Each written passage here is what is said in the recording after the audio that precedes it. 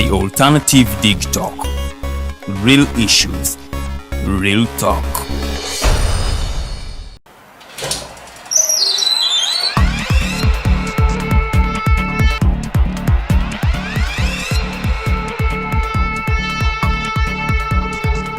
You have got to get up pretty early to go do something.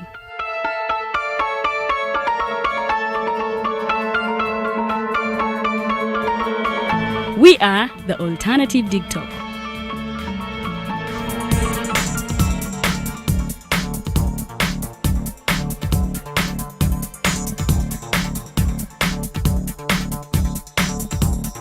With our mobile studios, we are redefining TV presentation just as technology is setting the pace.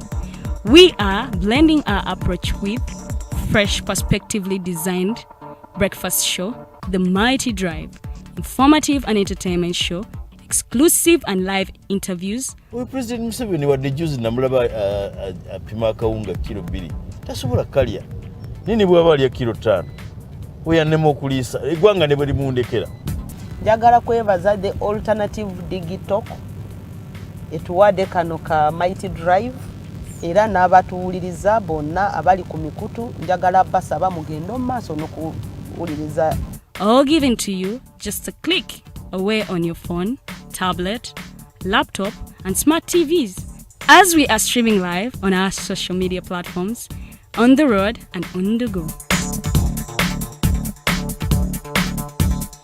We are the Alternative Digitalk.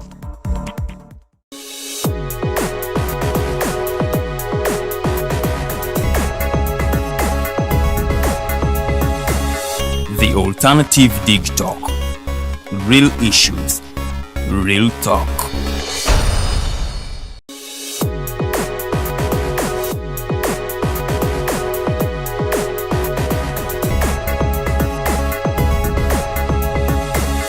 The Alternative Digitalk. Real issues, real talk.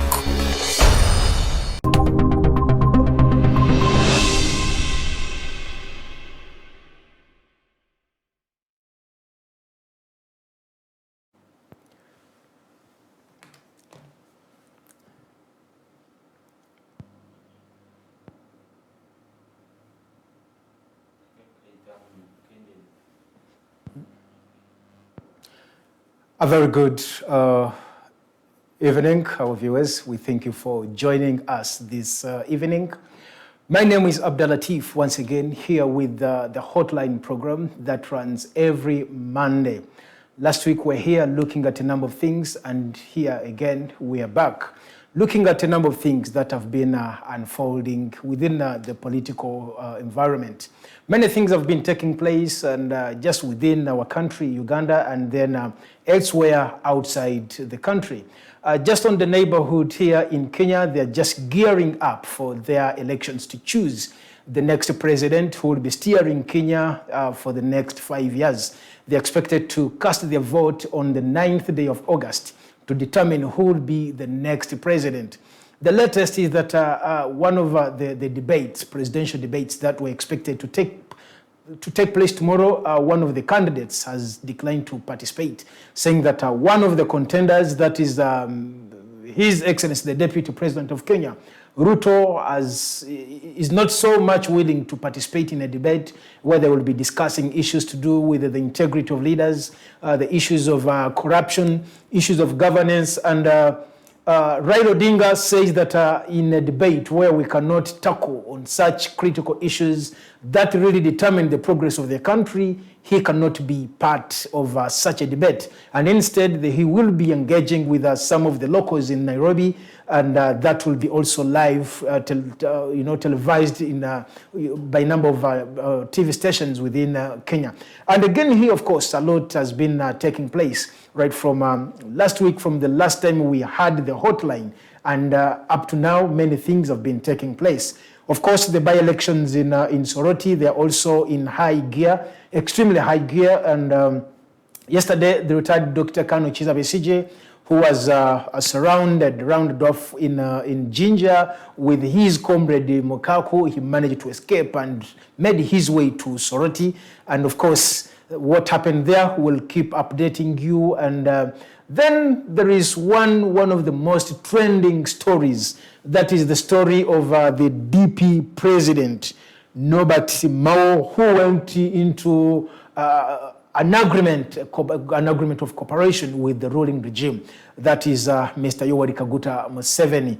Mao says that the act he took, it was for the good of the country. It wasn't an agreement written or made between him as an individual and Mr. Museveni, but it was an sort of inter-party arrangement between NRM and the Democratic Party.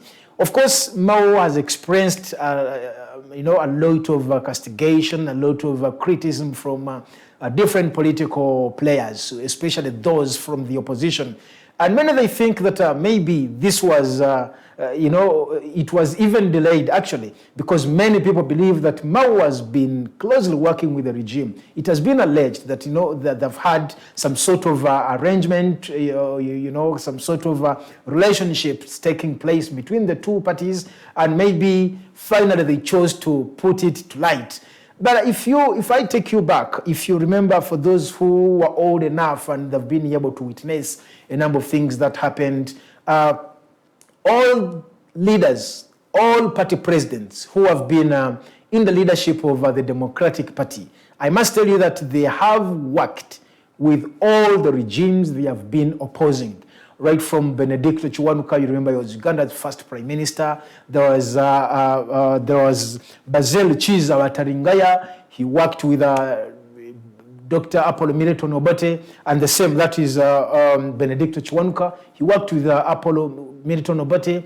And then if you go to Paulo Kawanga Semogerere, he was a minister in the government of Mr. Museveni, the NRM government. If you go to John Sebana Chizito. So I don't know, maybe if there is this kind of trend, in that all leaders who hail from the Democratic Party, they must follow these footsteps. They must follow what their predecessors did. And so it doesn't actually raise so many questions in that regard, because someone will tell you that no, right from the very, very first party president of the Democratic Party, he worked with the regime they were trying to oppose during that time, and that is the regime of Dr. Apollo Milton Obote, who was, from the UPC party, and then then Chiza Bataringaya, the man from Bushenyi, he also worked with the regime at the time until he was executed by the Idi Amin regime. Then Paulo Kawanga Semogerere, you all know him, just a few months back, he celebrated his birthday.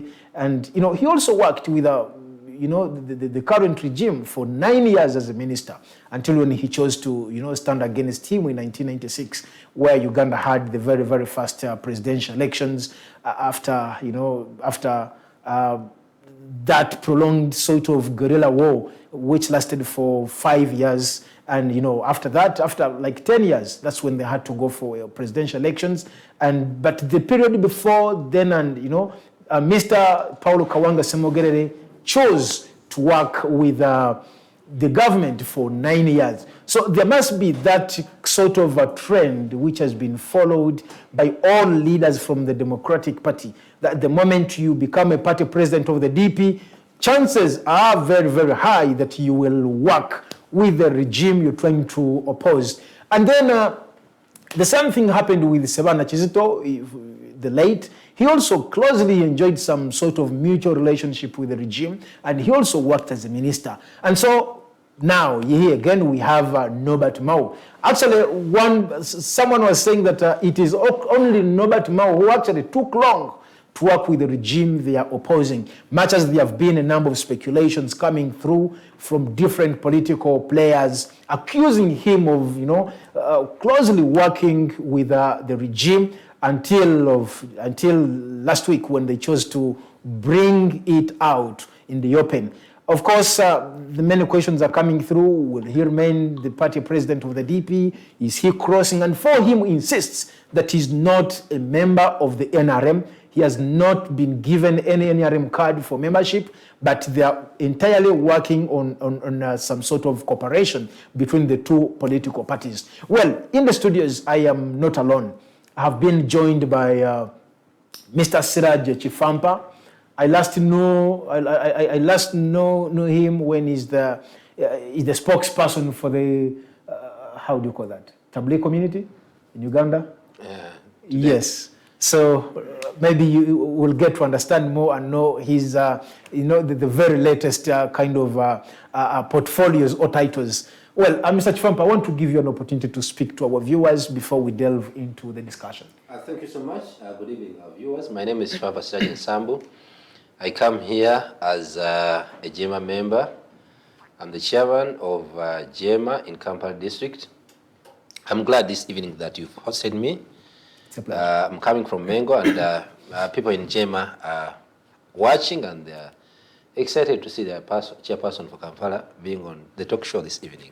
Thank you so much, Mr. Kifamba. We really thank you for creating time to be part of tonight's discussion. It's my pleasure. There's so many things happening, please, especially within within our politics. And for you people who are within the opposition, you have reached a point that we do not know who is that rightful person we should trust.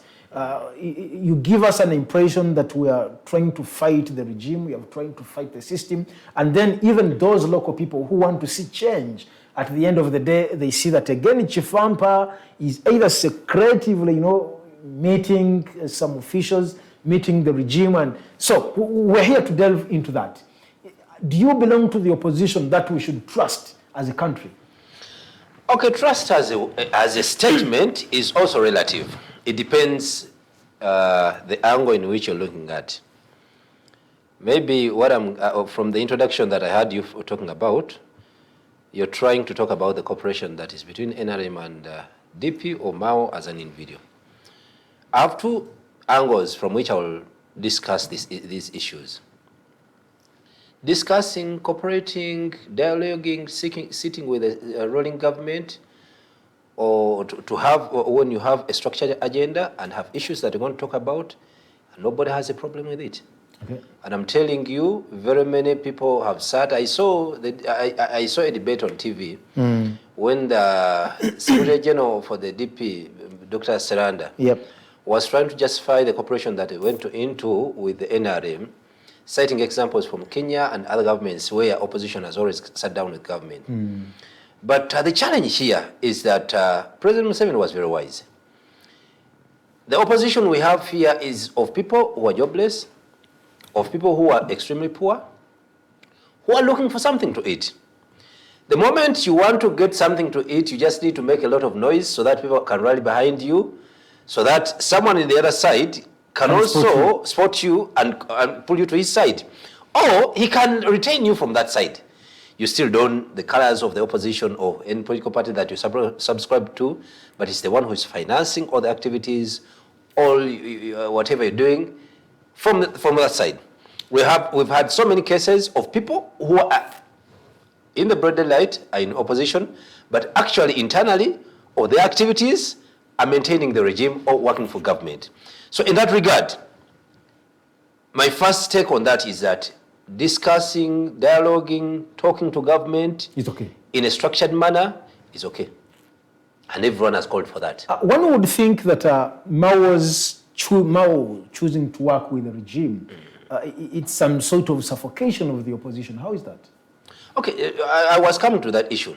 That one, talking to the regime in a structured manner or with a structured agenda, which is agreed upon with all stakeholders, maybe from the background where you're coming from, say like a party, say my party in JEMA. If we agree that we're going to talk to government in a structured manner, we consult all the structures of the party, nobody will have an issue with that. Of course, we've been talking to so many people. However, having personal interests, making deals personally, as a leader, for example, you agree to be given a ministry, you agree your assistant to be given Iyala, you agree for certain positions and things that are going to benefit you as an individual. That is what people have got an issue with. For example, Someone was saying, I was watching somewhere, and someone was saying that it is the same Mao. Sorry for making Mao the topic of discussion, but anyway. In such circumstances, we can't avoid him, like you said. Someone was saying that it is the same President Mao, who in the past used to say, people are categorized into two. They have Wanowendi. This is where I am, and this is where I'm benefiting from. I eat from. So this is what we're seeing. That he says he's in DP, but when it comes to eating, he's in NR. He's serving President Museveni's government. I watched him. I listened to him when he was in Imbarara, rather in Singiro over the weekend, for the Vice President Idi Makumbi. He had come from Mecca and they were having a party, like a Thanksgiving party. And Mao spoke out. And he said that I do not want to say that I'm calling on all DP members to come and join me in the eating, but rather you come to serve. I believe that you can join me in the service. But in reality, he was inviting them to the party that too good them being to come and we eat. You understand? It's time for us to begin sharing. So I believe. Isn't that being so harsh on Mao? Because when you look at the agreement they signed, they well stipulated what sort of cooperation it is. And in that, DP has always advocated for justice, truth and justice, being one of their strong pillars. And in this sense, they're like Mr. Museveni said now, since you're the guys trying to advocate for justice, that is the ministry. Okay. Let me quote the words of Honorable Senchanjo. I remember some time back, he was on TV with the late, this minister who used to come from the border, from Bugwe. Chanjo. No, the minister who was a UPC. Agrawoli. Agrawoli had crossed to the NRM. And they were asking him why he chose to cross, of all parties, to cross to the NRM. A government they've castigated for some time, that has done all evils and all sorts of things. He said that I've realized that if I took the long route of UPC, achieving the dreams and goals and objectives that I wanted to achieve would take me a very long journey that I might die without even reaching. So I chose to take a shortcut so that I can reform from within. And Honorable Chanjo was with him on TV, and he told him that you cannot say that in the Catholic Church, fathers do not marry. So I'm a Muslim, I'm reverting to Christianity, to Catholicism, so that I can teach the fathers how to marry women. You understand? In other words, someone has got an ideology he has built for some time. You cannot say that you're coming in to reform what he has been doing for the last 40 years or for the last 36, 37 years. He has realized what he has been doing is not right and it's time to and I'm telling you, you know, we have histories. You said in your preamble, your introduction, that Mao is not the first person to work with NRM, to work with President Museveni. Dr. Pokawang Semoge did the same. Their founding father, Benedict was the Chief Justice. There is Bataringaya. So many people have worked with. That's all DP presidents have worked with the regimes. Then you ask yourself a question, that what good examples can you draw from their dealing with President Museveni that you can show to the public that they're dealing with President Museveni and his government? This is what we've managed to achieve as DP, as a nation, as a country. You understand? The worst thing is not learning from history. President Museveni, I remember I was reading somewhere when they were in the Mosha agreement, when he was in Tanzania, rather in the bush when he was fighting, he met with Tito Lutwa in Kenya, and Mzee Moi, is it Moi, Daniel Arap Moi was the president then. He tried to mediate, and he can hold the fighting, be given some responsibilities in government, and see how Ugandans can move on other than shedding blood for Ugandans. President Museveni was in that meeting. When he moved out of the meeting and signed on all the agreements and accepted that we are going to hold fighting, he never ceased the fight. When he moved out of the meeting, he called people in Wero and told them, as they are sleeping in the meeting there, hoping that I'm here to agree with them, just push on, and we have to fight until we win. Now, the agreement called it a sleeping whatever engagement, that as they are sleeping inside here, you just push on. So President Museveni is of a character that you cannot trust in such corporations and agreements. Very many people have tried to work with him, and he has not delivered to... Mr. Kifamba, people reform. You know, in life, we reach a stage and they're like, no, I think I've done enough of this. I must reform. Isn't it, don't you think it's a time that maybe this old man has realized that many things could have been moving, not in the right order, and it's time for him to reform? And I'm telling you, there are ages when you can change things in your life. There's a certain age where you can change things in your life. And there is a certain age that you reach, that's something that you've lived with all your life, you cannot change it. President Museveni that is typical of President Museveni. So as we speak now today, you say that DP has been advocating for truth and justice. Here is an opportunity for them to show us the justice that they've been advocating for by giving them a ministry.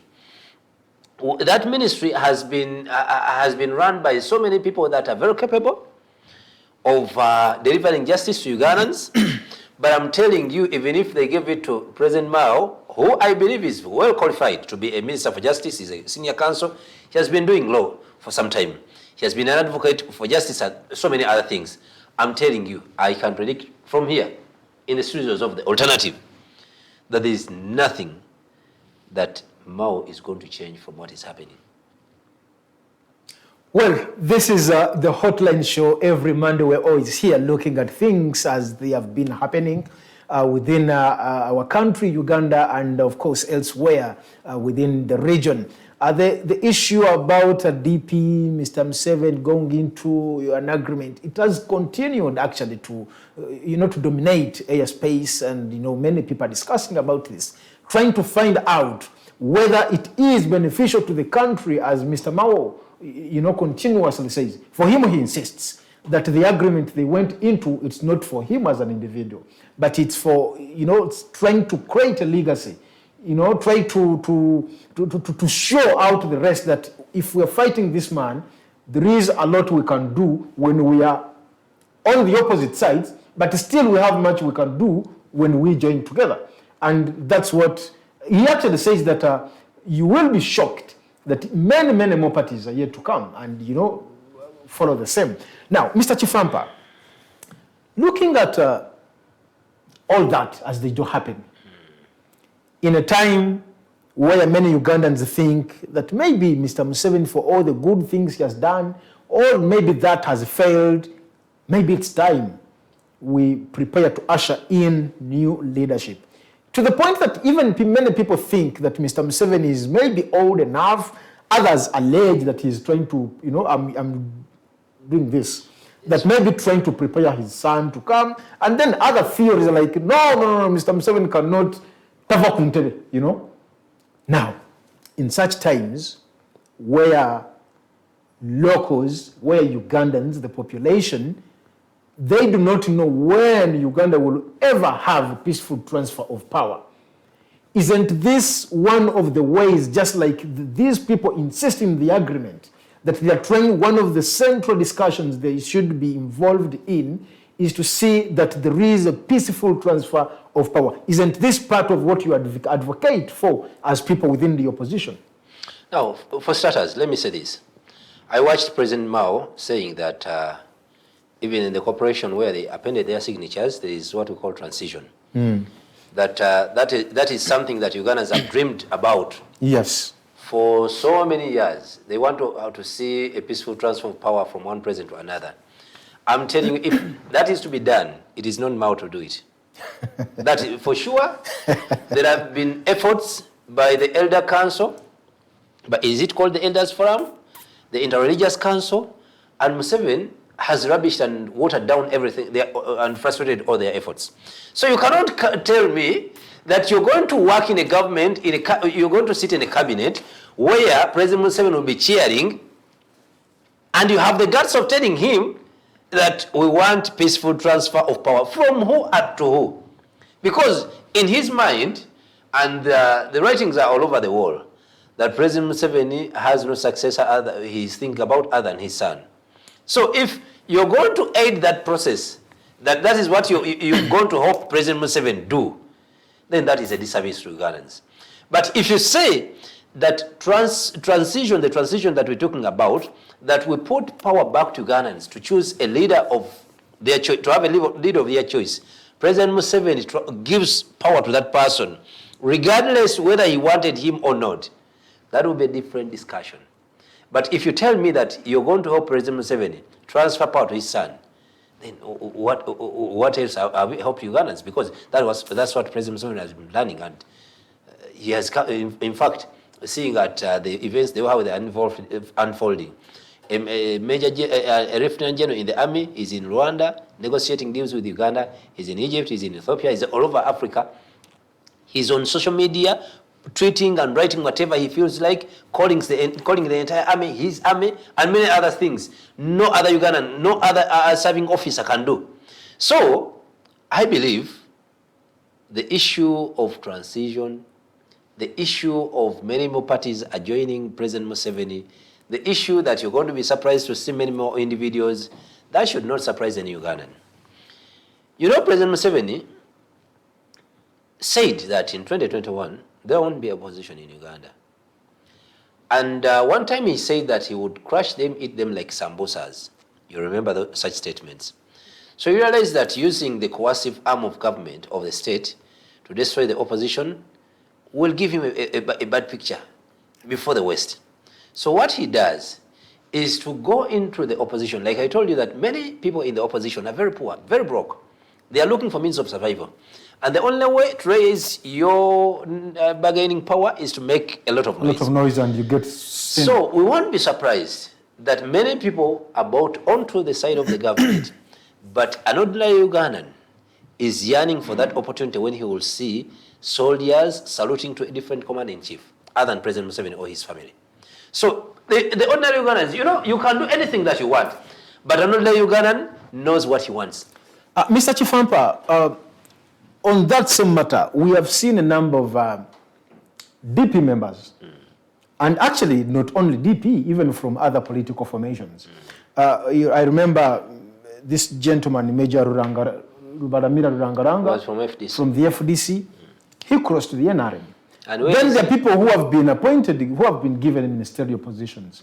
Look at Betty Kamya, who is now the IGG. You know, I think she's doing well. I don't know. Then we have this lady from the UPC. And Among whatever? Among. Is she Among? Better Among? No.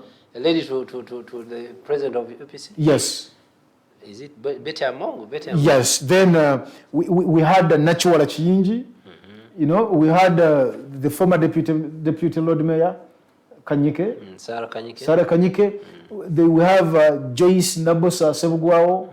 You know, all these people have, you know, how would you look at their performance? Looking into these cameras. As the opposition, because we would think that if we spot Kifamba from the opposition, who says, when you put me into a political position, this is what I want to do. And now the big man has given the opportunity, please, you serve in that portfolio. Looking into these cameras, I want to tell Ugandans, more especially those ones who are who have hopes of crossing to President Museveni, that I'm telling you there is nothing that you're going to do to change the status quo. Why do I say so? You've cited so many people that have crossed. And in Museveni's Uganda, you do not decide what to do. He decides for you. Mention all the people. I'm going to give you very simple examples. There was an LDC who was a UPC guy. He was RDC of Ginger. Eric Sakwa. He crossed from the NRM, rather from UPC to the NRM. Became very active. Stopped Dr. Kizza Besigye on several attempts from going to Ginger.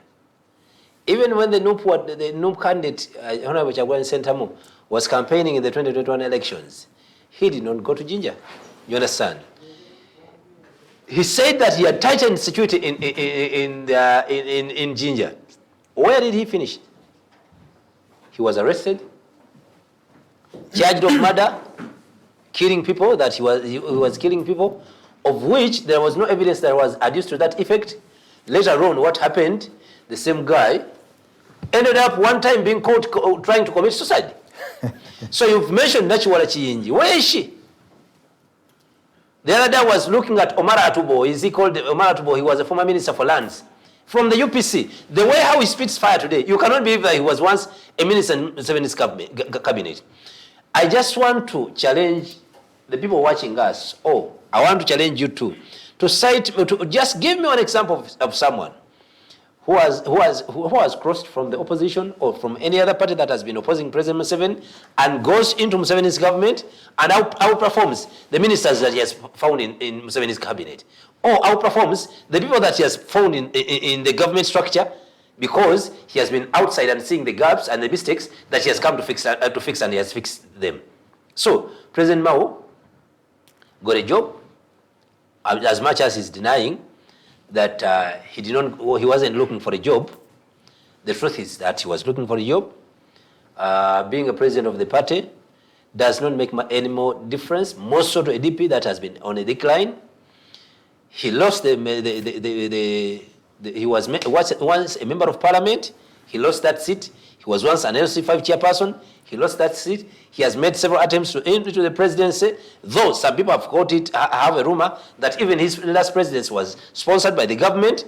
But I'm telling you, he was remaining in space without anywhere to hold himself onto. You remember one time, the brother to the president, he's called General Saleh. Salim Saleh. There was that famous advert that was running on radio. He said that Nange Nafasi for sake of minister. So that is the notion of President Mao, that he's been aging and he has never been a minister, and all he has been yearning for is to become one.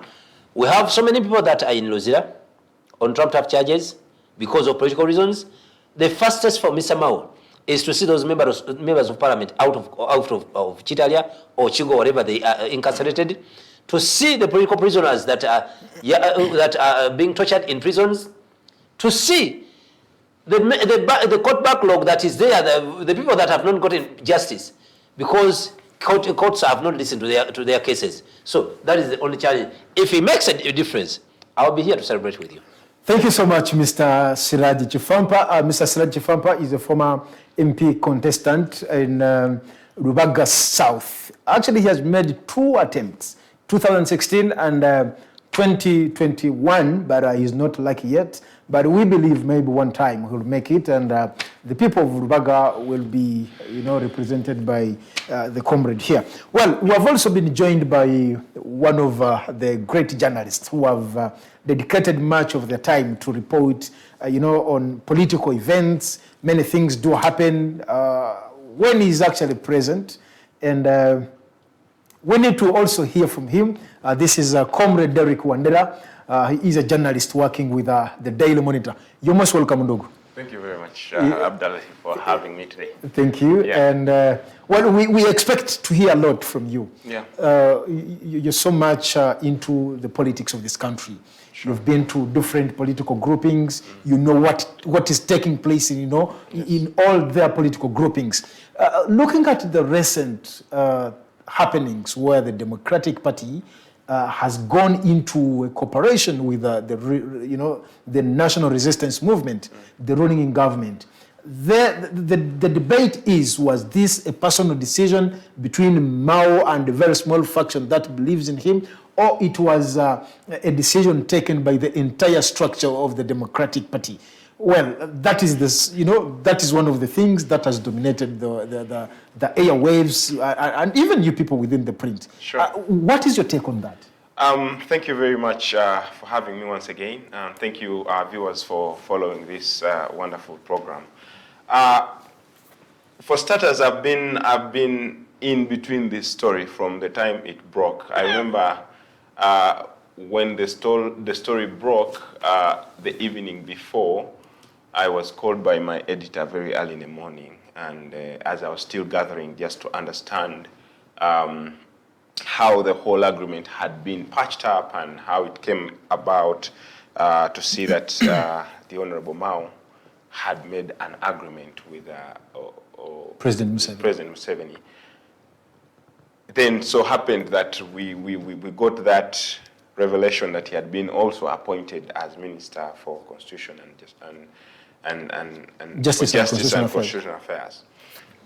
And my task was to make sure that I get to the bottom of this story.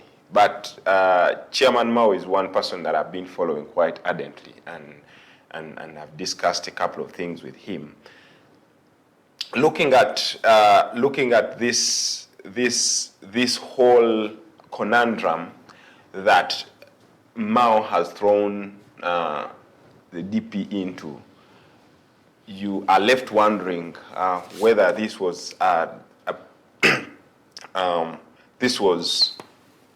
personal decision or it was DP at large. Of course, we've seen that many DP supporters and party leaders have come out to contest this whole agreement that was settled. But I also know and I've heard that we don't need to crucify Mao much as we are doing, because I understand that the parliamentary caucus knew everything that was happening. The parliamentary caucus actually, the 9 members of parliament, were part of the drafting of this whole agreement. And this is partly because, of course, there is benefits to that agreement. And the benefits are certainly going to come to the MPs. Those are going to be given a priority, but also Mao is going to be given a priority. Mao already in the draft that I saw of the agreement, Mao was named, Chairman Mao is going to be minister, and then you're going to be given 3 other slots, four other slots, so to say, of course, and being backed at IALA elections. Many people have said the Secretary General Siranda is going to be backed because, of course, he's running for that race. So that means the leaders in the party, like it is stated in the agreement, were aware of everything that was happening. Whether this was taken to the National Executive Committee of the party is another discussion for another day. But we are sure that everything that happened was not just for Mao. But Derrick, when you say that all the members of parliament on the DP ticket, they were in the know of whatever was taking place. I personally have listened to Honorable Tamaguzi, Nakaseke South, and saying that he has no idea about this. You know, Honorable Tamaguzi is you know very well that he's a rebel in that party, so you don't expect him to have known so much. I've also heard this man from Masaka. Sebamala. Yes. Yes, I know that you talked about Rutamaguzi. Rutamaguzi is in DP for the body. I don't think the heart is in DP. You know that he is always praising Honorable Chagulanyi and NUP and stuff like that.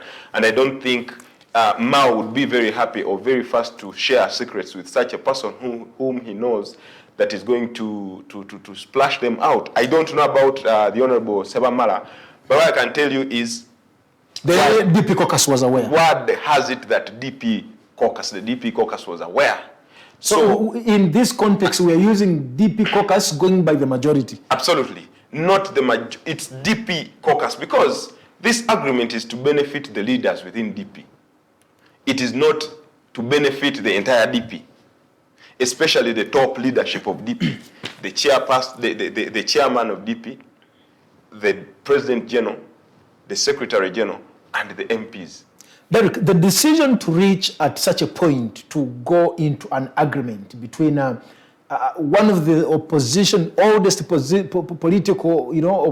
political party, going into a cooperation with the government they're fighting, is this a blessing to the country? Is it a blessing to the opposition?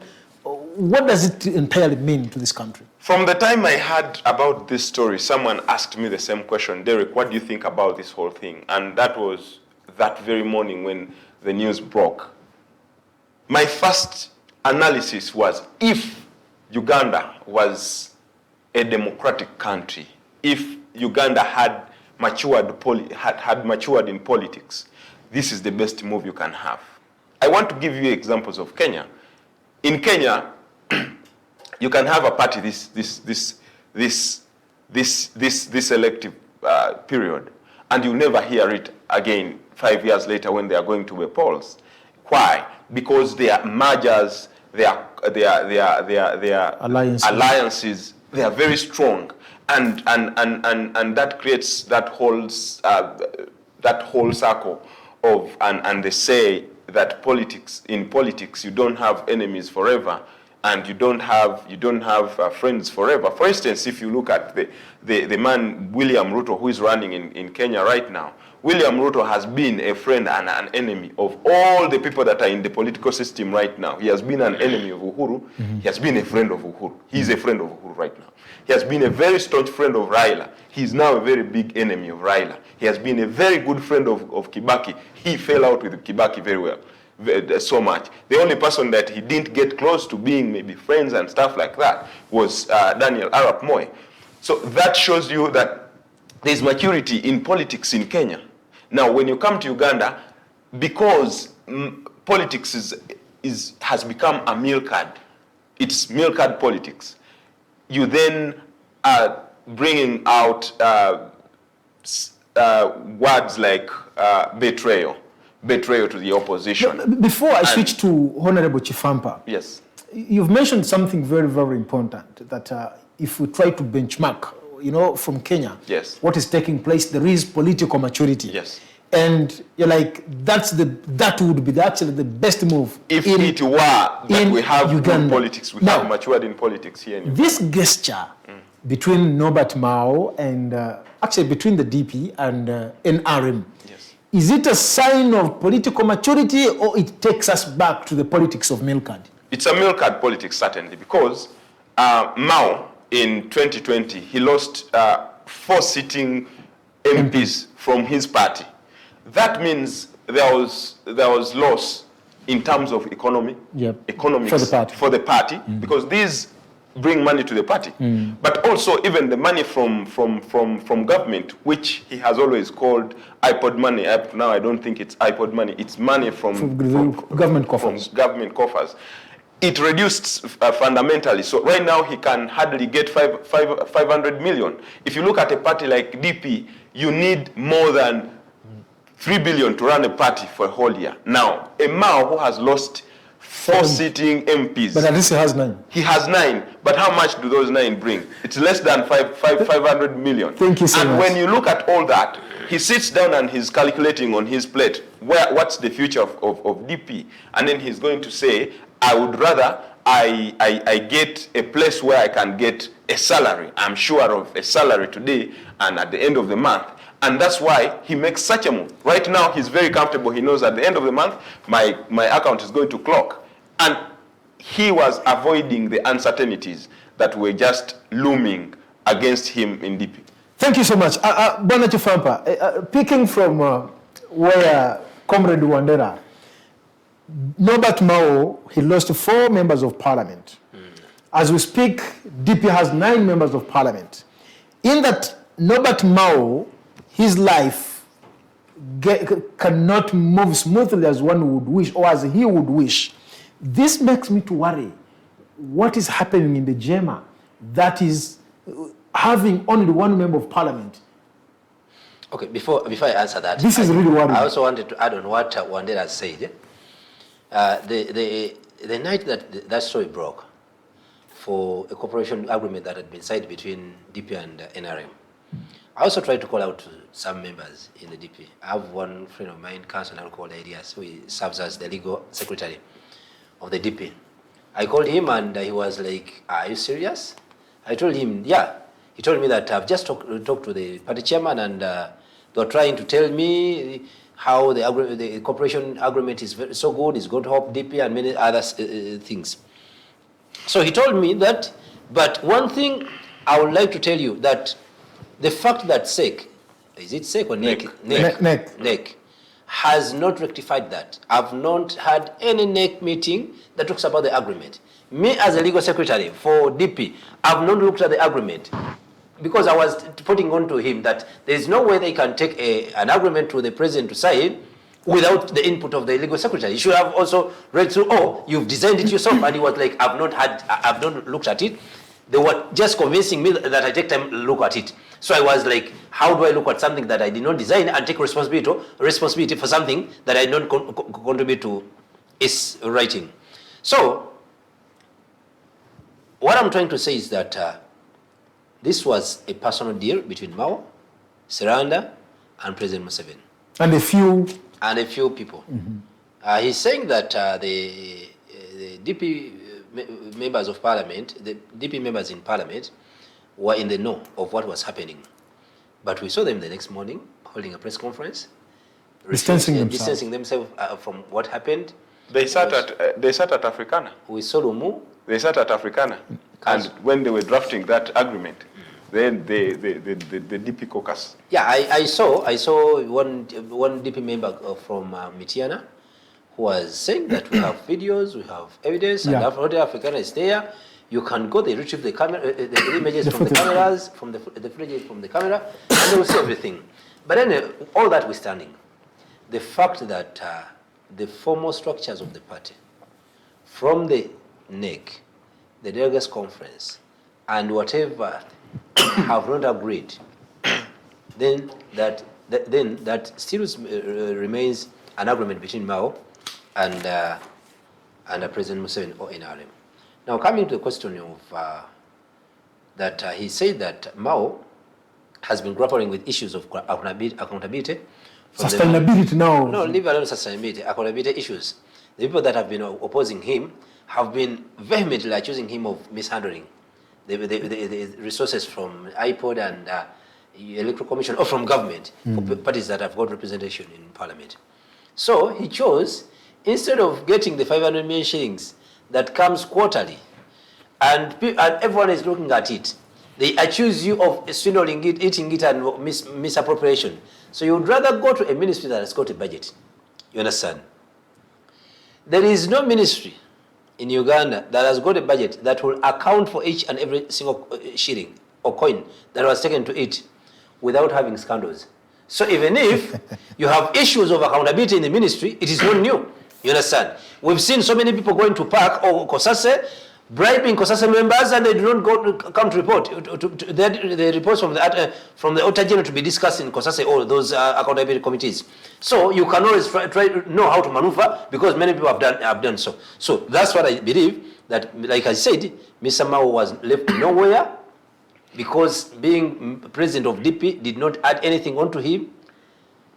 That's why he chose to go and take on that job. He got a job where he's going to be paid, where he will be having a budget to run as a minister. Coming to Jema. Now, of all parties, Jema is unique in its establishment. Jema is a communal party. It's a party for the community. We've survived without a member of parliament. We've already survived with a single member of parliament, because we have individuals that believe in the party that make individual contributions. So personally, I don't think, because I cannot say 100%, because I do not speak for everyone. But I believe Jema as a party will remain on its founding principles of justice, economy, education, morals, and African unity. Thank you so much, Mr. Kifamba. I'm going to ask my producer to just give us a few of the remarks that have been made by President Mao. Those, before, you remember the time when we had Honorable Arias Lukwago crossing to, from the DP to the NRM. No, to DP to FDC. Sorry, I beg your pardon. From DP to the FDC, President Mao made some interesting remarks. And I think I'd love to hear that. And then the remarks he made after he has been vetted. I want to ask my producer to just play those clips for us, and maybe they will help us to guide the entire discussion. Nava ayeyito ow'amaanyi mu DP omu tujja kuzimbawo abalala 100 kati buno bufumbo bwennyini takyali kawundo kakubye eddinisa manyi omutima gwo we gubeera eri ombiri gwo guli eri toba musanyufu obeera split personality kati ali together kirungi nnyo nnyo nnyo nga bw'olabye tulina abantu bangi nnyo buli lwe wanaava ayeyita ow'amaanyi mu DP omu tujja kuzimbawo abalala 100 abamusinga n'amaanyi. Twenyumirizaamu nnyo era tusanyuka bwe tuwulira ng'ababaka bano b'amaanyi tubasaamu ekitiibwa. nsuubira nabo tebeerabira DP gye abajja. But I've ended up here because we have a cooperation agreement with the National Resistance Movement. And the details of our priorities are there. Our commitment to establishing a framework for a genuine national dialogue, which is inclusive, bringing together the building blocks of Uganda.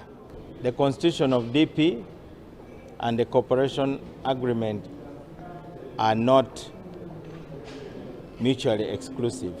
I signed it as the president of the Democratic Party, and I'll continue discharging my duty as the president of the Democratic Party. I've heard voices calling for me to step aside. I think the reason is not the cooperation agreement. The reason would have been, for instance, if members said you will be too busy. I think that one I would listen to it because it would be reasonable. But the venomous outbursts that I had definitely shows that many of our members have not yet internalized the implications of this cooperation agreement. It is important that DP has a leadership which is committed to those issues. To Ugandans, let me promise to Ugandans that we are going to work with them. Well, that is it from the archives. Those are some of the statements, interesting statements that have been made by President Norbert Mao. The first statement he made them when the Lord Mayor had crossed over from the Democratic Party to the FDC. And I don't know, you see, one person said that internet does not lie. No, it doesn't. Those records always stay there. You remember the time we had the discussions, the conversations of the pumpkins, and the watermelon.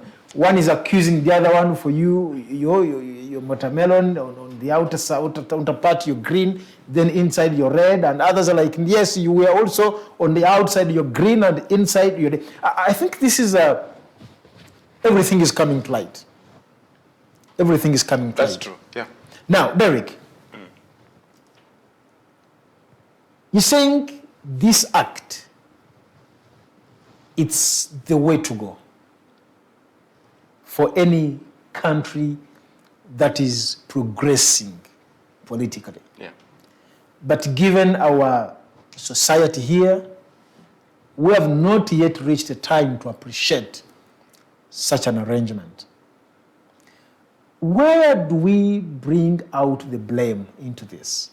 Is it that we went into multi-party dispensation when the country is not ready? But even before, this is not the very first time we are not seeing DP president working with the regimes. Actually, all DP presidents, right from the inception of the party, they have worked, they have been part of the regimes, they have been fighting. Even regardless of whether there was multi-party dispensation or it was not there, whether we're under movement, one-party system. But the truth remains, these parties existed. In my preamble here, I talked about Benedicto Chiwanuka. We all know he was Prime Minister. Chief Justice was, he held a number of portfolios with Milton Obote. There is Chiza Bataringaya. Actually, for him, he went and saw the whole group, and then he handed them over to the UPC government. Paulo Kawanga Samagerere, he was a minister for 9 years. Sevana Chizito, he was a minister, and now here we have Norbert Mao. So, do these people have a different way of how they look at our politics, contrary to the expectations of the population? Politics, in its sense, is a game of numbers. Politics is a game of win and take. I would look at this whole unfolding story in one way as who are the winners and who are the losers. Good. In this whole thing, I feel President Museveni is a winner, without a doubt, because every political entity or political leader out there sleeps on their bed thinking about which big fish can they get the following day. When the Honorable Kyagulanyi of NUP got 4 sitting members from DP and 4 sitting MPs from DP and 2 of them from NRM, that was the best mark he had ever scored in the political arena. And when President Museveni wakes up and fishes... No, I beg your pardon. Who scored that? Whose score is that? That was a score for Kyagulanyi. Managing to fish from DP 4 sitting MPs and from NRM 2 sitting MPs. But in the general context, it makes no difference because they all belong to the opposition. I don't think, because... maybe for the 2 MPs, maybe for the 2 from the NRM. Like I've told you, it's a game of win and take. Regardless of whether it's opposition or whatever, every party in Uganda is capable of being opposition or in government. So regardless of where you fish these people from, it all makes sense for as long as it's big fish. Okay. But it makes even more sense when you fish from NRM or when NRM fishes from the opposition. It is even a better score. So, President Museveni is a winner. DP is a loser. And Mao is a loser. Okay. Do you know why?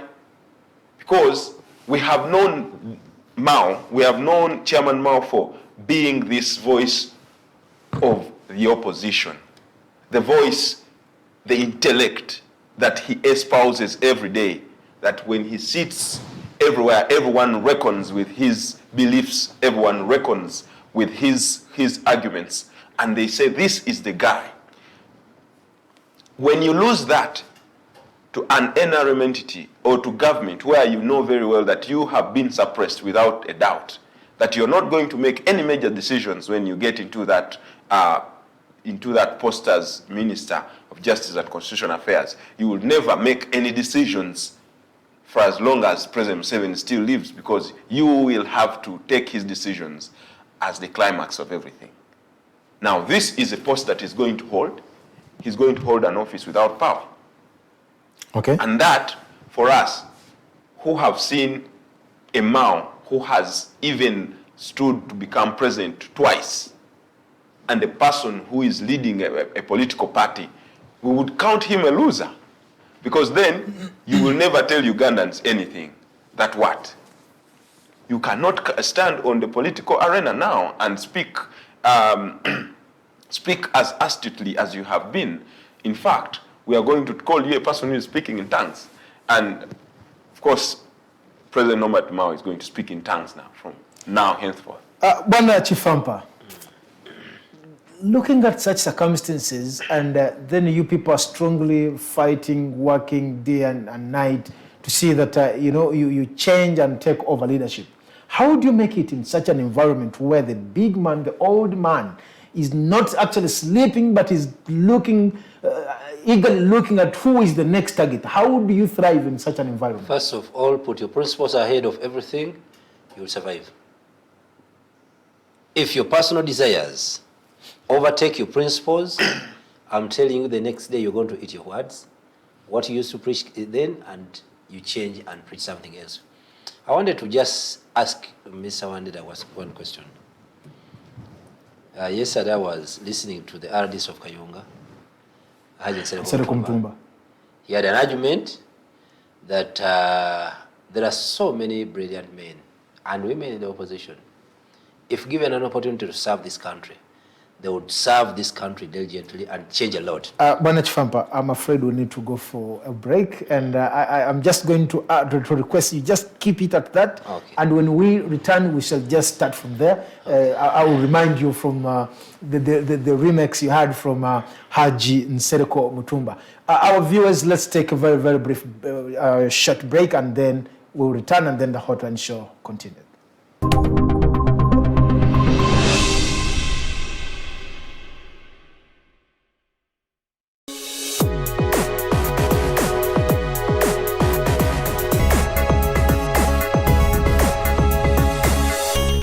Alternative Digitalk. Real issues, real talk.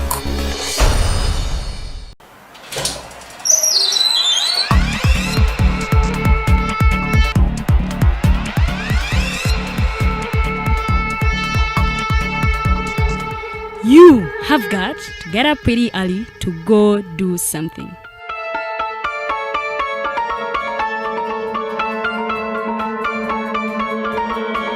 We are the Alternative Digitalk.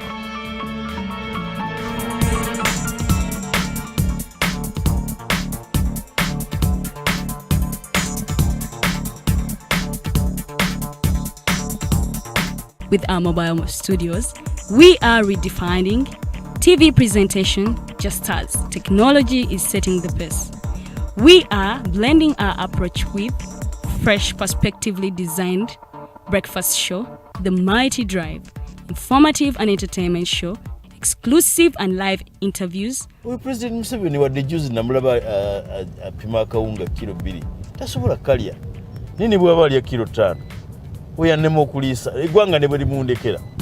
Njagala kwebaza the Alternative Digitalk etuwadde kano ka Mighty Drive era n'abatuwuliriza bonna abali ku mikutu njagala basaba mugendo maaso n'okuwuliriza. All given to you just a click away on your phone, tablet, laptop and smart TVs as we are streaming live on our social media platforms, on the road and on the go. We are the Alternative Digitalk. How are you beautiful Ugandans? It's your girl Digitalk. Welcome to the fancy floor. Who doesn't see my hair, guys? I am super glamorous. Remember, this is the only show where we're going to be talking about fashion. Please, where are you think? Teaching. What has been confusing you about fashion? Sorry, you said I should not smile. For all the information about fashion, maintenance of body shape. I can wear bling bling when I'm going out. So you can wear bling bling going out or any occasion. We shall be doing all this in the fancy floor. Remember, it airs every Thursday right from 8:30 to 9 with your girl Teddy Tanjo. It is the fancy floor.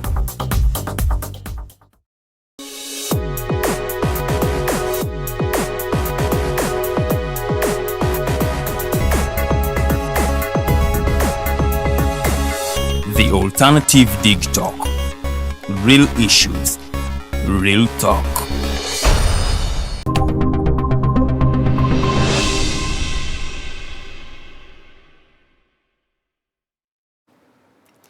Welcome back from that short commercial break, and then the hotline show continues. My name is Abdalatif once again, and in the studios I have Mr. Kifamba Siraje Nsambu. Is a former Member of Parliament contestant for Lubaga South, and then I also have Comrade Derrick Wandera, a political journalist working with the Daily Monitor. Yes, before we went for the break, Mr. Kifamba, you are trying to share with us what you had from Kayunga RDC, Haji Nsereko Mutumba. Yeah, yes, I was talking to him and he was like, there are so many brilliant brains in the opposition. Given an opportunity to serve, that would serve this country diligently. And given the nature of our politics, that the winner takes it all. So these guys are blocked from coming onto the political scene to serve.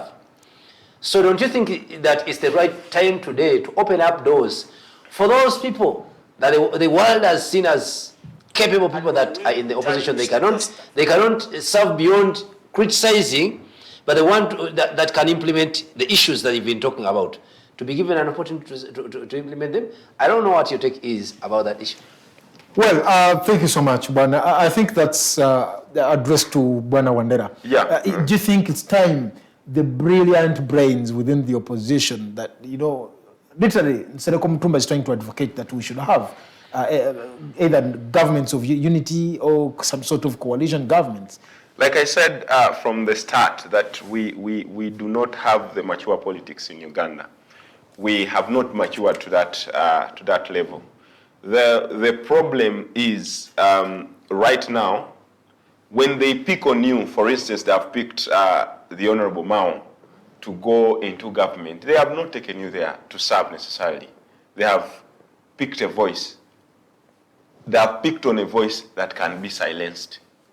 And President Museveni's method of work is I will silence you. By all means, we've all heard him saying, I'll crush the opposition, I'll crush those people.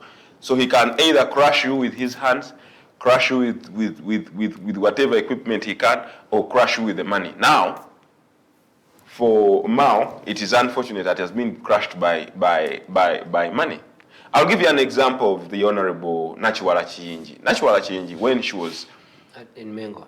Yes, in Mengo and the staunch DP before she joined government, she was that voice to reckon with. And everyone expected that when she joins government, she would serve diligently. I want you to tell me how many reports came out from the Ministry of Youth and Children Affairs when she was the state minister in that office. So it's not about what you can do. It's actually about what you can't do when you get into that into government. My question here is, was or is Mao that a big threat to this regime that the big man has to, to contain the political pressure by pulling him over to his side? You don't know Museveni's calculation. Museveni is always calculating every day, every night. You look at a Mao who has run for president twice. That's not a person you can joke around with. But you also know that Mao has a very big voice, has a very big voice that is heard in the north. When Museveni is trying to calculate his moves in the political waters, he is going to know that you have lost Olanya from the north, whom people used to listen to, whom people used to follow. You need to replace that voice in the north if you are going to put your politics of 2026 into the line. And you know that already you have lost the whole of central Uganda. And now you do not have a voice in the north. You need a Mao into your camp for you to win in the north. You need a Mao who is going to go and talk to the Acholi and tell them, man, this is the guy. It's all political calculations on table. And you know that all the appointments that were announced the other day are from the north. That is a very calculative move in terms of politics. So it just ceases to be Mao as a person, but it is a political calculation, it's a political card for President Museveni. And that's what he's using. Thank you so much. I just wanted to add something very before the question, that you don't look at Mao as an individual. You look at what he represents. Yeah. You know, I've been to Gulu for some time. When you go to Gulu and the Acholi sub-region, Mao is a kingmaker in that region. And people in northern Uganda listen to him a lot. Much as when he stands for presidents, that is not reflected in the votes that they give him. But I'm telling you, Mao has got a track record that everyone, if you're looking for a fish that is big enough, Mao has got that. A former guild president of American University, a former member of parliament, a former LC5 chairperson, now a current party president. So all those credentials have qualified him to be someone that President Museveni needs. However, President Museveni has been working with Mao for some time. I remember someone was telling me that what you're seeing is just a tip of the aspect of what has been boiling behind. So I'm not surprised that he crossed, but what I was saying that he's just a symbol of the so many things that are behind him, of the so many people that are behind him. He brought it out very well, that losing the Speaker of Parliament from the Acholi sub-region, and the Acholis have been making a lot of noise, that we want to replace our son with a fellow Acholi, you understand? How do you do that? your point, there's, three people who are inseparable. The Chief Justice today, the Speaker, and President Mao. So, when one moves out, you have to get someone else to come and replace that person. So that's how Mao comes into the equation and make very important to President Museveni to replace the Chief Justice, but rather to replace the Speaker of Parliament, not as a Speaker, but in Cabinet. Yes. You see, when you mentioned that, there is a question that was rolling through my mind. Where is Mao stronger? Is it in the northern part of the country or in the Democratic Party? I immediately visited the International Institute of Republican Institute Electoral Data Portal, and looking at the statistics here, if you go by the previous elections, the NRM in northern Uganda, the entire northern Uganda region, Museveni got 68.26. NUP got 21.8. FDC got 2.68. And DP of Mao got 2.28. Is this a very influential person in the politics of northern region? Yes, like he mentioned, yes, that Mao as a presidential candidate, does the numbers of the Mao as a presidential candidate might not actually reflect his strength in the region. When you look at all the credentials Mao has had over time in the north, you will believe me that he commands a very huge gathering, a very huge following. Of course, as a when does that happen? When does that influence come into force? That influence comes when he speaks to the people, pointing them to someone. It would have been very... So they listen to him when he's pointing at him rather than pointing at himself. Pointing at himself. They would not. If he went as MP, I'm very sure no one would beat Mao in the north. If he went as LC5 and all that, no one would beat Mao. But if you go as a presidential candidate, you know that first of all you are challenged by money, you are challenged by security, you are challenged by, you have all those challenges. And at the end of the day, you're going to lose it to the person who has all those advantages to themselves. But you as Mao, if you stood with this person, and the calculation is, when you have a voice that you have lost in the north, the voice of the speaker, you need a voice that is almost as loud as that of the speaker, or even much better. And I can tell you anything. The voice of Mao is louder than the voice of the former speaker of parliament in the north. I just wanted to add something. Please. I'm a politician and I've studied in elective politics twice or more. You know, looking at the strength of someone, basing on the number of votes that he gets in an election, is a miscalculation. Why do I say so? Is that the dynamics that come along during, that election pressure and whatever, so many things tend to change. Not because people don't like or don't listen to this person. For example, you can go into an election. The other side, you have a government that is in power for so many years. You understand? Now this side, there is an opposition that is giving hope. Now people tend to sacrifice their very own, just saying that if we combine all our forces and rally behind this person, at least he would remove this one, the one that we want to remove.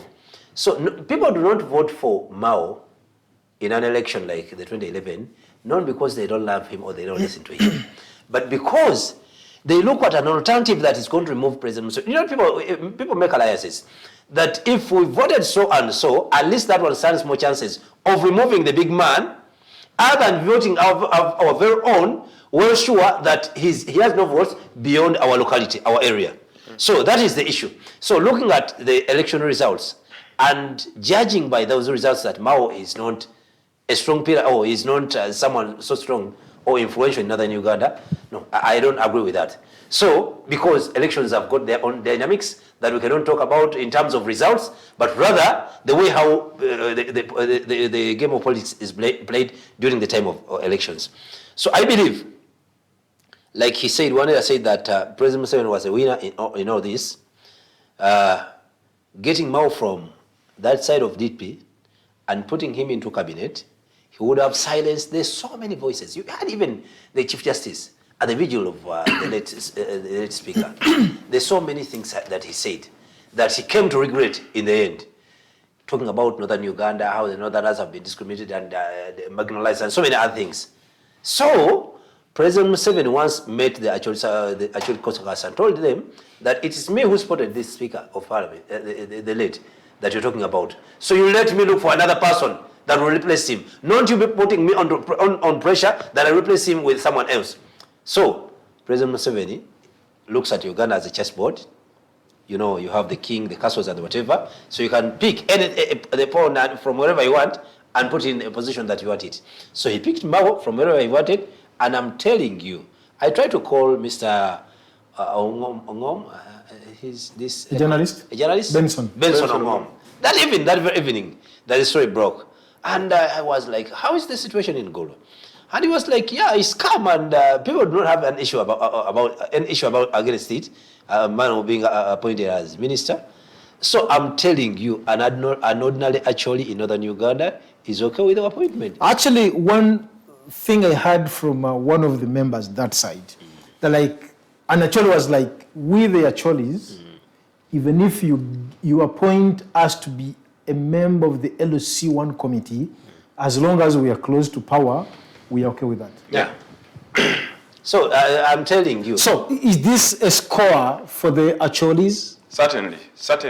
A score. Mao has lost, but the Acholis have scored. And Mao has not lost by the Acholis. Says Mao has lost. I feel Mao has lost on the political ground. Okay. Mao can never now come out and speak the way he used to speak. And I told you he's now going to speak in tongues. And for me, that's a loss to him.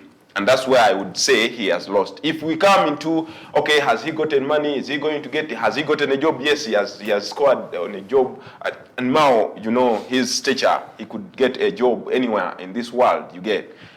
He's a very intelligent man, but we've known Mao for being that opposition figure. We've known Mao for being that opposition politician, and that, for me, is what he has lost. Now, coming back to your question, is this a score for the northerners? Yes, of course. It's a score for the northerners. I've told you that when you look at the ministerial positions that were given, I think there were 5 of them. All of them were from the north. And all this is trying to win that region to yourself. When you read those figures, it's so much like happened to me to ring in my mind. 68 against 22. No, not even 22, actually. 68 against 20 something, and you wonder, when did Museveni ever score that kind of score in the north? In the north, he's always flowing with the 80s. You get, you know, that's a very big threat, and it's something you need to fix with immediate. Mao was with 2.2. Yes, I'm saying 68.26. Yeah. Then against 22 of Nope. You get, it's already, he has a reason to get worried.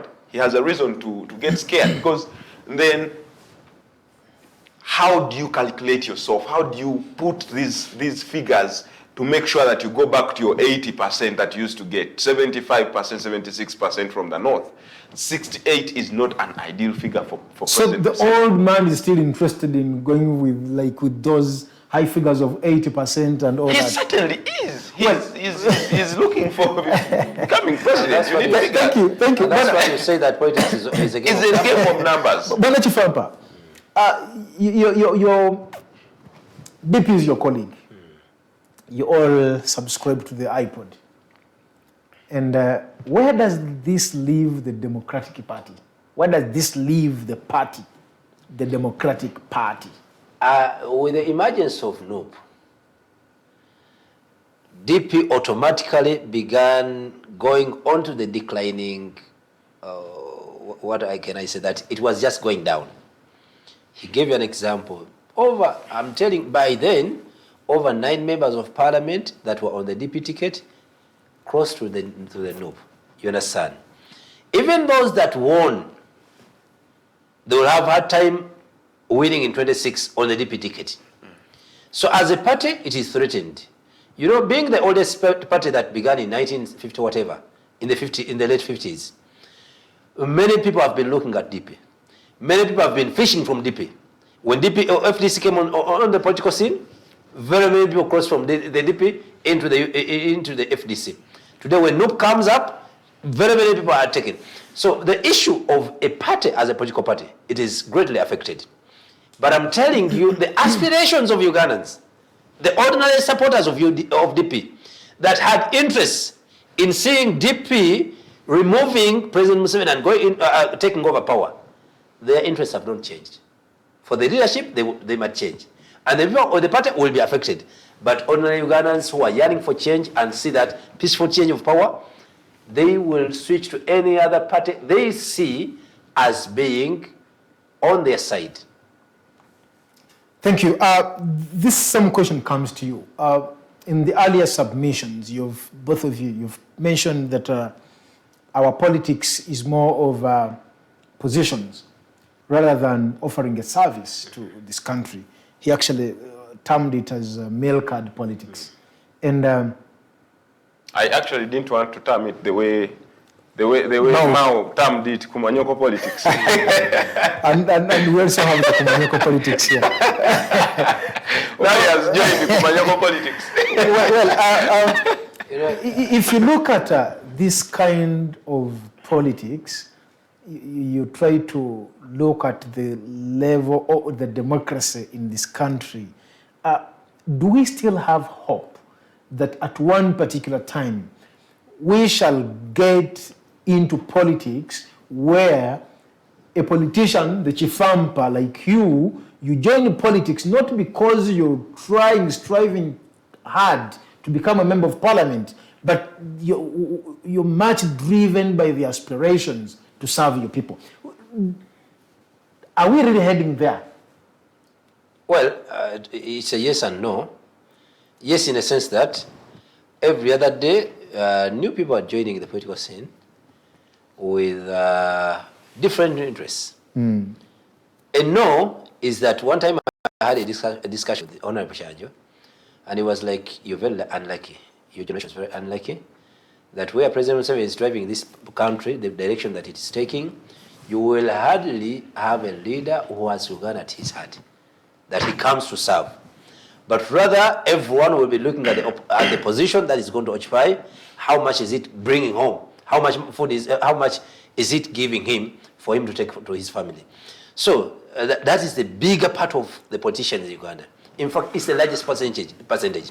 People are in opposition, not because they believe in the ideas of the opposition, but rather, how do I make a lot of noise so that Ugandans can see me and I become a councillor, I become a member of parliament, or I occupy this district as a chairperson or any other office.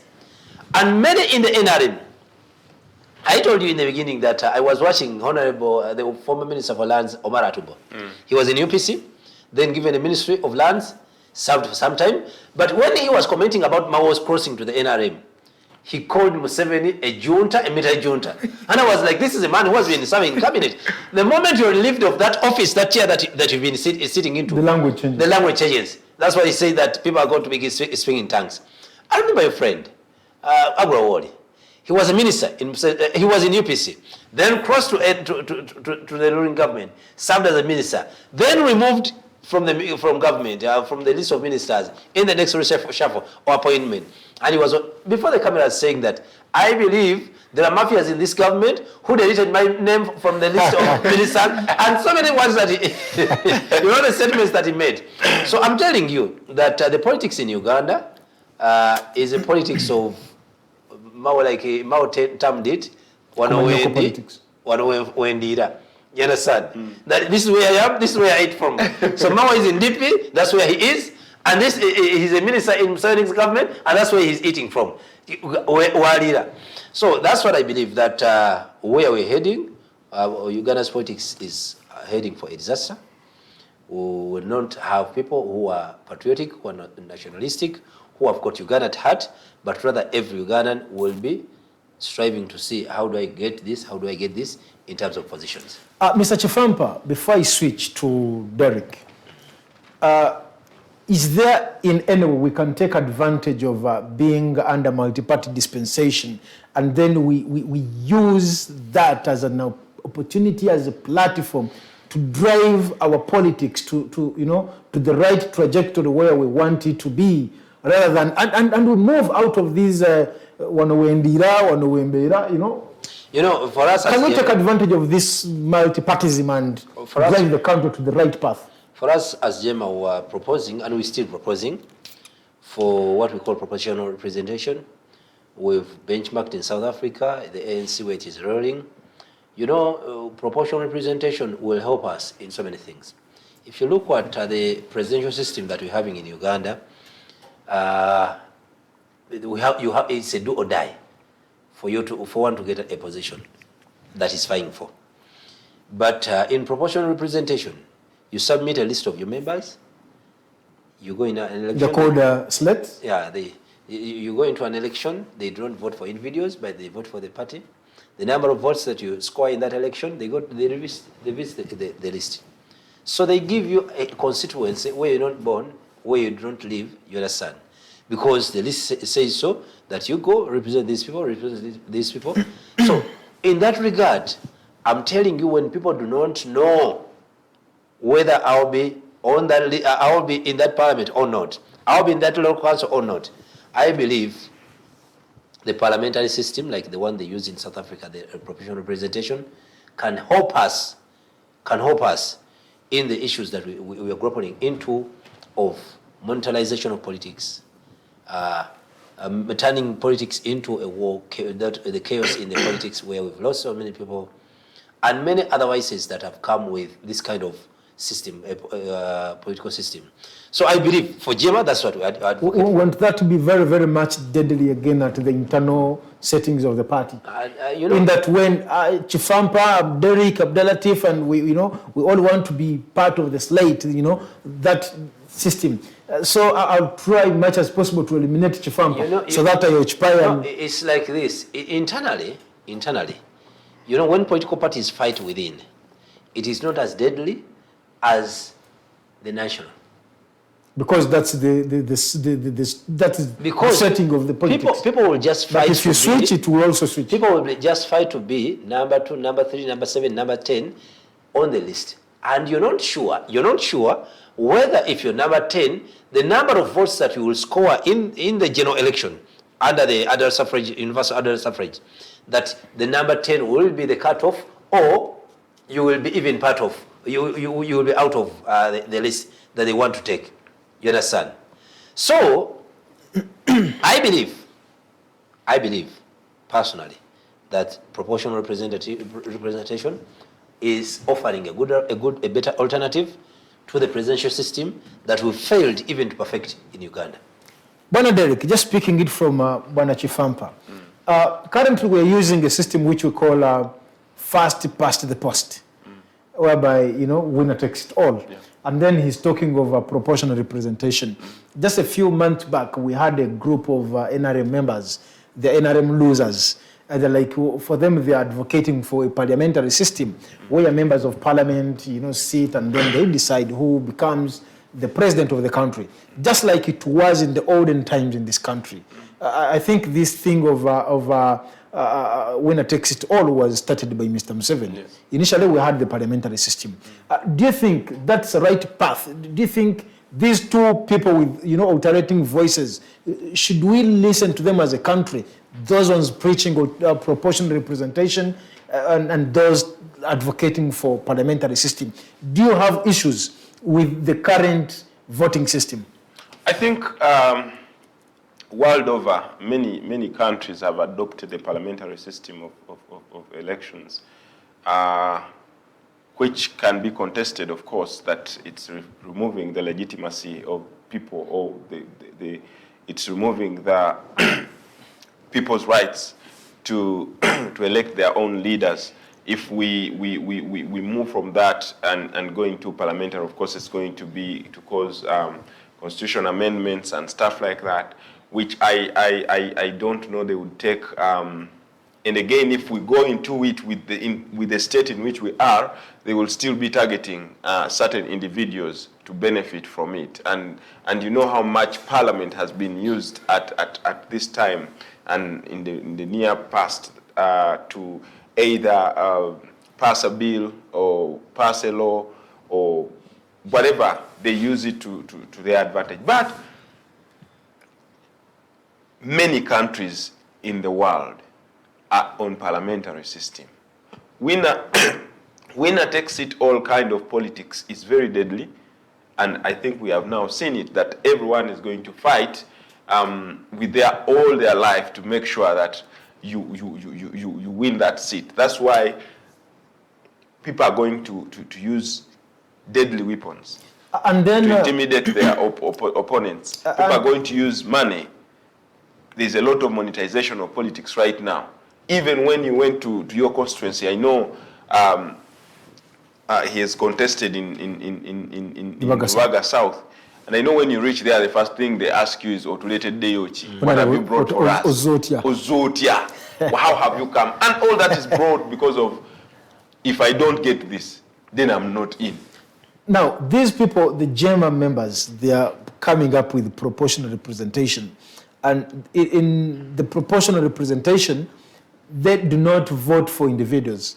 They vote for political parties. For instance, if you go to an election, let me actually go back to this portal where I visited. Now, let me go to national politics. I shouldn't look at the regions. You know, if you see that in Uganda, Mr. Museveni, NRM, got 58%. The NUP got 35%. FDC got 3%. ANT, 1%, less than 1. Now, in proportional representation, when you cast your votes, you do not vote for Kifamba. Kifamba is voted by his party. But you vote for NRM, you vote for FDC, you vote for DP, you vote for GEMA, you vote for CP and any other party. Now, if you get 10%, that is your percentage at the national level. You know, when you cast general elections, if you get 10%, that is your percentage. You have 10% is for you. Because the issues with this winner takes it all, if you look at the 35% that voted for the Honorable Chagulanyi, they all went west. And in proportional representation, for them they say if you got 35%, that would be Chagulanyi's share. That would end UP's share at the national level. Do you think that's something as a country we should give attention to? We should listen? I think, yeah, if GEMA actually successfully made that kind of proposal and it came into the limelight to the public and enough sensitization done for the people, it would be a very good goal for our politics. But again, like I said, there is need for enough preparation. I think we are muddled up in a state whereby politicians have, and indeed even the voters have been boxed into that corner whereby everyone thinks that it's not about what you can do, it's about what you can give. For instance, there are many MPs right now who I don't think can sustain a conversation in English. Yeah. There are very many MPs who cannot sustain a debate in Parliament, but they are there because they had something to give to the voters. Sure. They are there because they had something they can offer to the people. Well, because there was a wave. Of course, and yes, of course there was a wave, but then if it's coming with that, then I think we are going to have creme de la creme in Parliament. The level of debating is going to go up because then the party will present their best. You get? And they will not go like does Abdel Latif have enough money to go to the constituency and campaign? Yes, I have some money. I can go and give voters some 10,000 and they vote for me. It's going to be, what can you do? When it comes to policies, how articulate are you?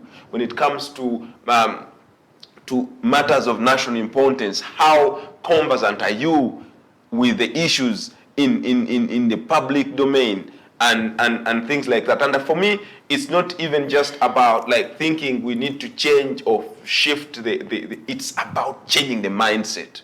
We need to change the mindset when we come in. Of course, even that method can always be fiddled up with. People can infiltrate it and try to do their things in favor of one person, an individual. But if we grow in terms of politics and we go to a method whereby it is competent-based, not money-based, that is the way to go for us. Thank you so much. Bwana Kifamba, as a party, you know, this seems to be a very, very hard task for a party like JEMA to really, you know, initiate such a discussion. Yes, you're represented in Parliament. I've not heard your member of Parliament speak about this. Maybe it has remained... The problem is that the member of JEMA is not a member of JEMA. I've not seen him, for instance, at their party headquarters in a very long time. So. You're opening a can of worms.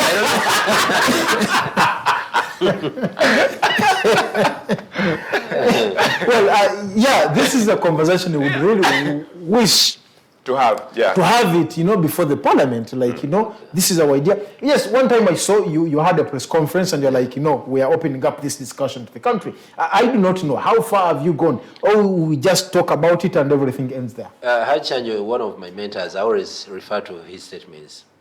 He returned recently from India, from treatment, where he had gone for treatment. And when we were talking to him, he said that, I'm happy that whatever I talked about that will happen to this country under the leadership of President Museveni is happening.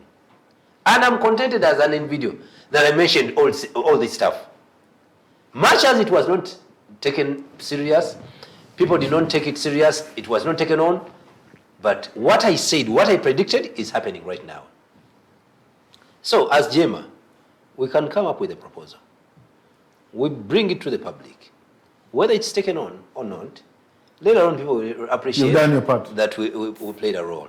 So I wanted to say something here, that looking at those results, where the NUP got 35%, if you can convert that into the number of 529 members of parliament that you have, I'm telling you, NUP would have more than 185 members of parliament in that August House.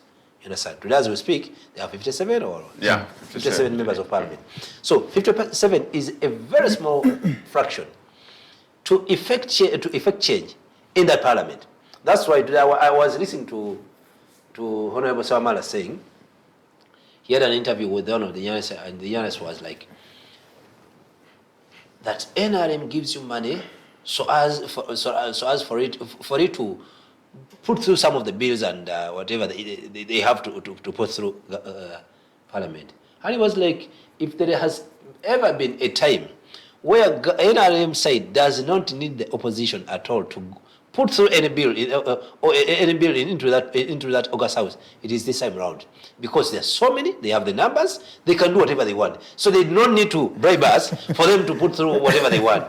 So that is one. Secondly, he was talking about the quality of debate in Parliament. True. Even the late speaker was complaining about the decline of the level of debate in that House. I was watching a member of Parliament, district and name withheld, who was talking on the floor of Parliament. She was a lady, probably 2 weeks ago. How the Parliament broke into laughter because the lady could not sustain just talking and reading on a paper because she was supposed to read a document. You understand? Reading a statement, she could not read for 5 minutes. The speaker had to intervene. Honorable members, this is a maiden speech. Honorable members, can you give the honorable members time for her to speak? You understand? And this is a member of Parliament. And there are so many people in that August house who will move out of that parliament spending 5 years without uttering a statement in that house. You know, someone was saying that if the sitting allowance was turned into the talking allowance, government would have saved a lot of money, because there are very few people are talking in that house. You understand? When it comes to talking sense, very few are talking sense. So, I believe that proportional representation, I think we shall have a day when we will specifically be talking about that as an alternative to the system that we have in today. But as a system, I believe it has more of the advantages than the disadvantages. And drawing lessons from what we've learned in the presidential system and the way how people have taken advantage of the system to suffocate the opposition, because I'm telling you today, President Museveni determines who goes through and who doesn't go through. You know, he was in Kayunga and said that if NRM does not decide, even if you dance for 20 hours or whatever, nothing will happen. You understand? So I think in that system where he doesn't know who is going to be where, I don't know whether President Museveni will be here for the next 20 years, but where he is not sure who is going to be where, I think that will be a better alternative. Thank you so much, Kifamba. Derrick, one of the things we are struggling with as a country is the issue of democracy. When we talk about democracy, it's either democracy or not democracy. And one way these people who do not believe in democracy, they have of late, they have adopted the word, a growing democracy. We are a growing democracy. And now this is a term being used by people who do not subscribe to the principles of democracy. But you cannot have little democracy, democracy katenotono. No. It's either democracy or no democracy at all. Now, as the journalist, you have a very big role to play. One, even to make the local citizens, to make the citizens in this country understand when we are talking about democracy, what is it? As journalists, looking at the entire media fraternity, have you done enough to sensitize the locals, to sensitize the citizens, to extensively talk about these issues, to write about democracy, so that every Ugandan can get to the last dot of democracy, if it's a discussion about that? The discussion about democracy has ceased to be relevant in my view. The discussion around democracy has ceased to shift from just electing leaders and having them announced winners or not and whatever, but it has gone to broken systems.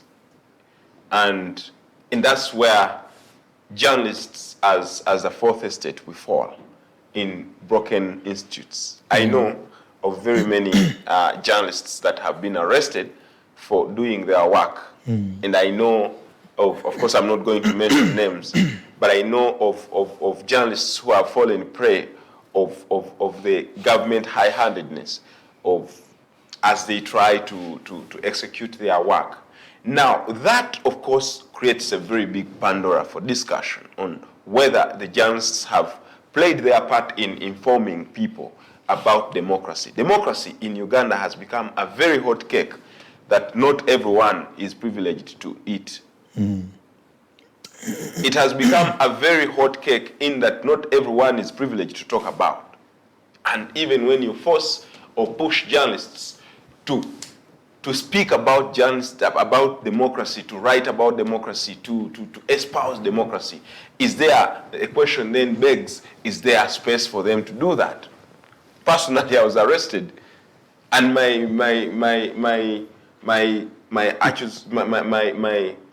my case was profiling an officer or profiling officers who ran rampage on people, either from the opposition or their supporters in public. Mm. And all that buys into democracy. If the voices of journalists, if the voices of the voiceless are being silenced, then what is there left for democracy in this country? What is it that a journalist can do and they go scot-free? The other day, one of the journalists came out to say her life was in danger, Agatha, because she had broken the story of the inflated cost of the cars for the speaker and the deputy speaker in parliament, and she was being hunted, and it was clear she was being hunted. Now that's where democracy has deteriorated to, in that you can have a story, a very authentic story, with everything. Someone is going to make sure they silence you. Many journalists have been picked and taken to prison. Many journalists have been clobbered because they are trying to talk about democracy.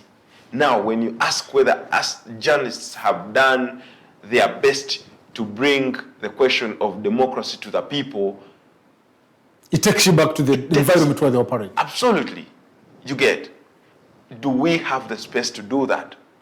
Do we even have the audacity to speak? It has become a very, very hot cake that not everyone is privileged to have a bite. Is this being done deliberately to stifle the voices of persons who could speak about it and accelerate these voices, or it is being done out of ignorance that those who are who enforce the law, whatever what they should be, they do it out of ignorance? I tell you that there is nothing done in this country out of ignorance. Everything is calculated. Everything is done with a move and intent to do exactly that. I want to give you that in growing African countries, there is a struggle about democracy, struggles about democracy, but it's all coming to broken systems, broken institutions, whereby you don't have independent institutions. Right now, you have a parliament that's not independent, you have an executive that's not independent, you have a judiciary that's not independent, and the fourth estate certainly cannot be independent. So even the executive... It is not independent in itself. Who runs this country? There is only one person. You get it? Well, this is interesting. You are an active politician and a leader of a political party in Kampala here. Have you done enough as political players to enlighten the persons, your electorates, to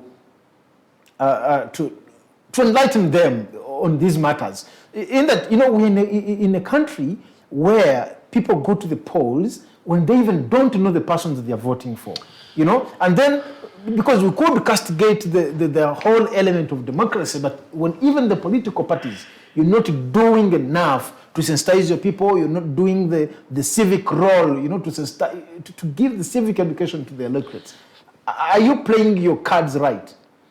I was listening to him when you ask him, the journalists, have they played their part to see how democracy is grow, to see that democracy grows in Uganda. And I remember the Daily Monitor where he works, Sejusa wrote a letter, and he was talking about the Mahos project. Daily Monitor broke that story and wrote it. I'm telling you, the next day, Daily Monitor was closed, and very many of the senior managers in the company were arrested. They tasked them to produce the letter. You understand?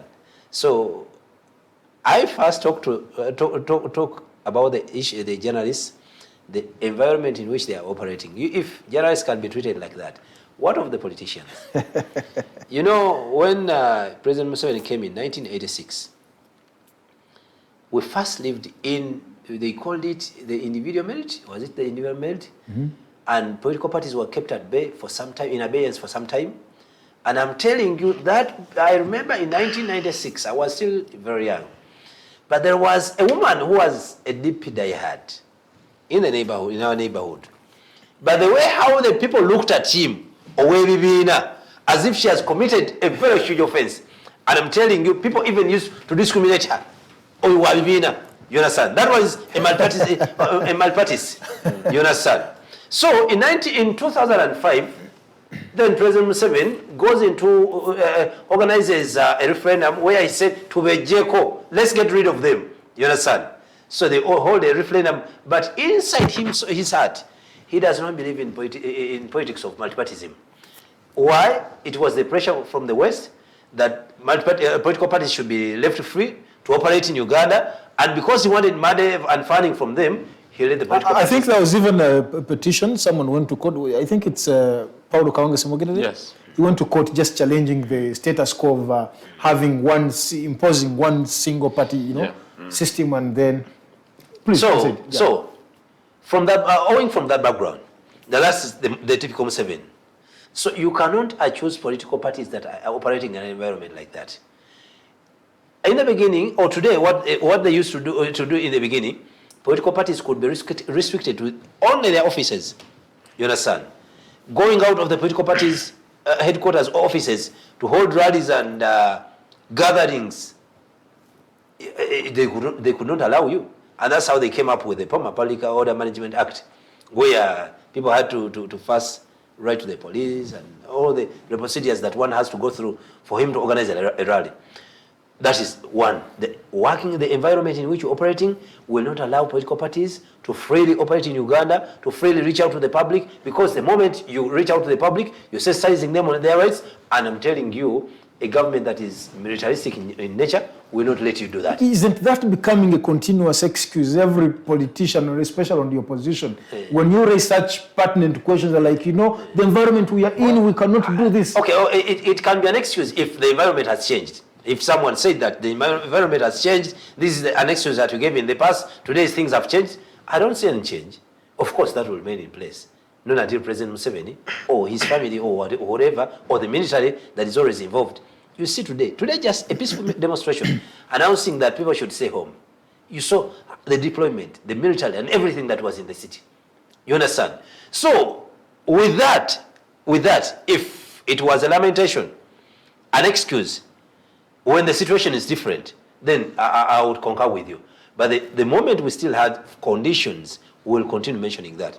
Secondly, we have the Electoral Commission, where Ugandans spend billions and billions of shillings paying these people. Not only paying them, but facilitating them to do the civic education. You understand? To the public. So you cannot blame the political parties for not doing the civic education when there is an arm of government that is paid to do so. They don't have money. Well, recently they came up, they even had to postpone a by-election. Women councils and whatever. Yes, that they do not have money. But there has been a lot of money that has been appropriated to them in the past. What have they used it for? So, I think the Electoral Commission is also partly to be blamed. As political parties, you can blame them and they will have an excuse of the environment. But I'm telling you, the political parties, the civil society organizations, and others can play that role. Because for them, they're not like political parties. Because the moment you move out, they say you're inciting people. Today, if you moved out, you see Dr. Bessie has tried several times to come and talk to the people about the skyrocketing prices and what would be the alternatives and what the response that government has, the response he has made from government. So I believe that much as we've not done enough, I will not say that we are also not responsible for whatever is happening, or we are just free. Much as we've not done enough, but the environment as well has not given us the opportunity to do what we're supposed to be doing. Thank you so much. Bwana Wandera, yes, given the background we're getting from the political actors, the journalists, the same story, what else do we have to do as a country to move into what we should be moving in as we get towards the end of the show? For Kenya to move to where they are right now, whereby an election can be annulled and the judiciary can stand tall and tell the president that you are wrong here and there. They faced a bloodbath in 2007 they went through that whole turmoil, and that created a synergy, brought together serious stakeholders thinking, how do we move forward? How do we get from where we are right now to move forward? Democracy in a country cannot come on a silver platter. And for me, it would take, I think it would take a supersonic move for either the people of Uganda or the leadership of the country to make that move, that fundamental move, to make sure that even in the midst of everything, we shall not have, for instance, the Constitution amended on presidential term limits, on presidential age limits, on big fundamental issues in the country, because then those are the bedrocks of our country. But it took Kenya the bloodbath in 2007. And what will it take for Uganda? Ugandans are responsible for whatever is going to happen if we are to celebrate anything to do with democracy in this country. Thank you so much. And the issue of civic education remains a big challenge. For those who have lived in this country much more than us, you studied what was called civic education. And as I speak, civic education is no more on the school curriculum. Then there was political education, which was also scrapped. And then in public universities, there was political science. It was scrapped. And the question remains, was this or is this a deliberate move to keep Ugandans in, in an ignorant state? I also don't know. Well, this brings us to the end of tonight's Hotline show. But before I really sign out, I want to give each of you 30 seconds to give me your last remarks. 30 seconds, each of you. I'll start with Wandera. Thank you, Abdulatif. I think the topic of discussion today was about politics in this country. And judging from the discussions here, there needs to be a lot to be done with our politics. And your last remarks about the scrapping of political education, political science, and civic education is one deterrent for us to even look at and just know that everything that's happening right now is a deliberate move. Thank you. And everyone knows that there is a direction in which this country should go. Thank you so much. Bwana Kifamba, I also have 30 seconds just to give me your closing remarks. World over, elections per se have not made democracy grow, have not changed leadership, elections per se alone. Dictators in the world, dictators use three methods for them to retain power or to remain in power. They use money, they use intimidation, they use the military. So today we discussed about the issues that happened in the collaboration. Is it collaboration agreement? Cooperation agreement. The cooperation agreement. It can be cooperation. It can be merger. It can be an alliance. An alliance. Today, I'm urging fellow politicians, those ones who are standing before the public to talk about politics, that please stick to your principles. People will remember, even if you do not occupy the office that you wanted to occupy, but people will always refer to you and know you as a person who stood for truth and justice. I thank you. Thank you so much. I thank you, my guest, for sparing time to be part of this conversation this evening. And this brings us to the end of tonight's edition of The Hotline. Until Monday next week, my name is Abdulatif. Have a good evening.